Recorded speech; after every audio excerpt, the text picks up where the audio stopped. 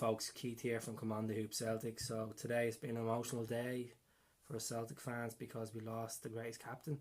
Sadly passed away late hours last night. Billy McNeill, Caesar, unbelievable player. 800 appearances, over 800 appearances for the club, holds the record most appearances for Celtic. 30 honours as a captain, player, manager for the club. Part of that 9 in a row winning team back in the 60s/70s, famous Lisbon Lions. It's just phenomenal, solid centre back, number 5 he wore for the club in his career. So he was born outside Glasgow in 1940. He was 79 years of age when he passed away last night. In the last couple of years he has been suffering with dementia. There was awful rumours going around about 2 months ago saying that he passed away, and it wasn't necessarily true, but unfortunately the news broke out this morning around 8:30 that he said he passed away last night. My thoughts are with his family, his wife Liz, his grandkids, his 5 children. My thoughts are with them. This has been one of the hardest days in football, especially in Celtic's history, since the times of Tommy Burns passing away in 2008. We took it hard, but this would be up there. Obviously, the football world is paying their condolences. The likes of Rangers have paid their condolences. St Mirren, big clubs, Liverpool, Manchester United. He managed Man City at a spell in 1984. Aberdeen have paid their condolences. He managed Aberdeen, he managed Clyde, and he was caretaker manager at Hibs as well at one time as well. I think that was back in 1997. So he got his breakthrough with Celtic in 1958 in the League Cup. We won 2-0 that day. He was recruited by Jock Stein back in 1957. It was a sum region fee of £250 at the time. Like, that's, as a player, like, that would have been big money back in the 50s, £250. But Jock Stein recruited him. Now Jock Stein obviously went off and done his trade and then came back to Celtic. But Billy was a phenomenal player, just solid, passionate, shut the line on the pitch. That's why he got the name Caesar, named after Cesar Romeo, because he did lead us to an unbelievable season, not just winning the European Cup. We went on to win a domestic treble. We won the Coronation Cup, we won the Glasgow Cup that year. He played in 24 major finals as well as a player, which is phenomenal. He also brought the good times back as well in the 80s, late 80s, taking over the manager role. His second spell at the club as a manager.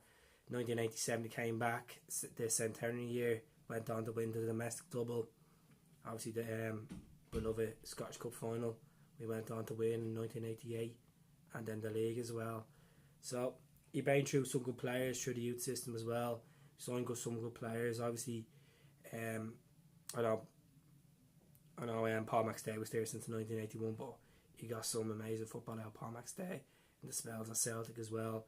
Paul Elliott, Frank McNavetti, Tommy Burns.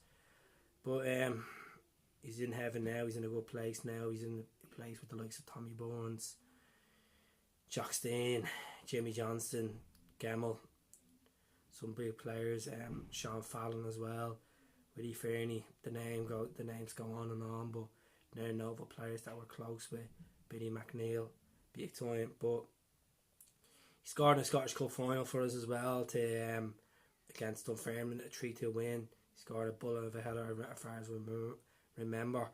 But I'd recommend, if you haven't seen the documentary about him, I'd recommend look at his documentary. It's phenomenal.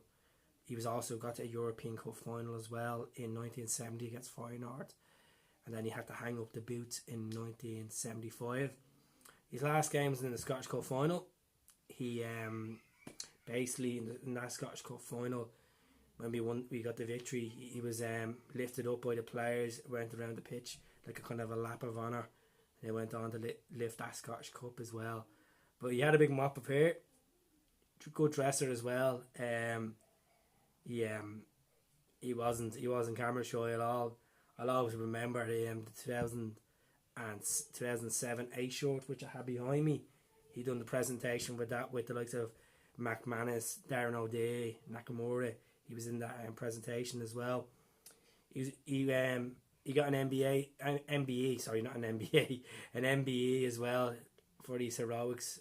He's the first British man to lift the European Cup, as Celtic were the first Scottish/British club/Irish club to lift the European Cup in 1967. But it'll never be done again. Definitely never be done again. But it's just unbelievable. So 2009 he got the ambassador's role for the club. He went done a couple of UEFA Cup, not UEFA Cup, UEFA Champions League draws as well. Picture him with the European Cup as well with big ears, which was a phenomenal thing.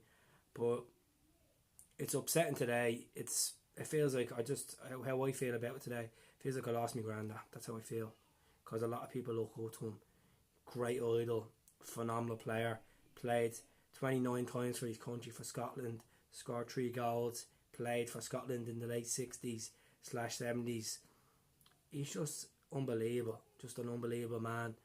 Caesar, just unbelievable. I don't know what to say.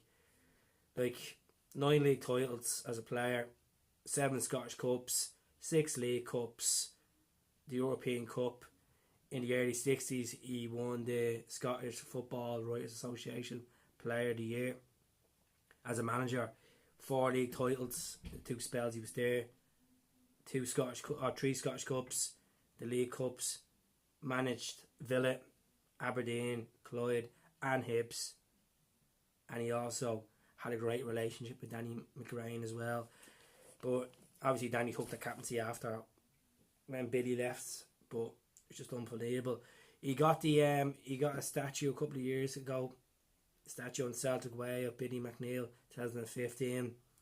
But what I personally think is, I think the stand should be named after him.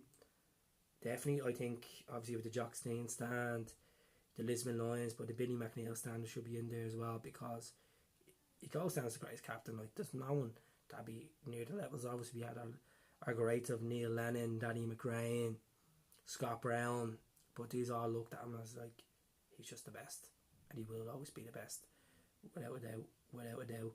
So yeah, I'm gonna leave it there. I'm just absolutely heartbroken, like all of us are. He's gonna have a massive funeral, no question about it. He's motivated people. Even if he doesn't get that stand named after him, even a lot of controversy. Tommy Bourne should have had the Lennoxtown named after him, but he has to be named in some folklore, because obviously with this event in the summer as well, the Celtic Festival, there'll be a lot of Billy McNeill tributes in that as well. It's sad he won't be there, but what can we do? I just want to give a shout out to Tees on the Terraces as well for the Henrik Larsson t-shirt. I appreciate it. And don't forget to subscribe to the YouTube channel. My voice is gone and just in shock, you know. Just in shock. I know he was terminally ill and all, but our thoughts are with his family. Our thoughts are with the club, anyone that's close to him. I never had the privilege to meet Billy McNeill. I've met a couple of Lisbon Lions, but I've never had the privilege to meet Billy, and it upsets, but what can I do? I'm just gonna sit there tonight and watch a few of his goals and watch the documentary again. He's just gas. He was brilliant. Well, I'll leave it there, folks. I hope you enjoy. All the best.